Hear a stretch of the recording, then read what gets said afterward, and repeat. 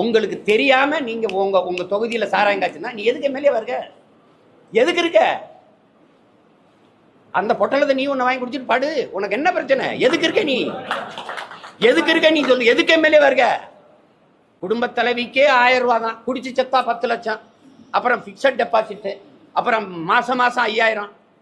எந்த வேலைக்கு போகணும்? எதுவுமே வேண்டியது இல்லையே. இந்த வேலை எத்தனை நாளைக்கு செய்வீங்க? ஒரு சிந்திக்க தெரிஞ்ச ஒரு எழுச்சி மிகுந்த இளைஞர் கூட்டம் வந்துருச்சுனாவது இன்னும் அதையாவது கவனிங்க. சாராயம் குடிச்சு சாகுறவனுக்கு போய் சட்டப்படி தவறு, அந்த தவறை செய்யறவனுக்கு நீ சட்டப்படி நிவாரண தொகை ஊக்கத்தொகை கொடுக்குற, சட்டப்படி கொடுக்குற. அரசு கொடுத்து ஊக்கப்படுத்துது தவறு செய்யறதுக்கு.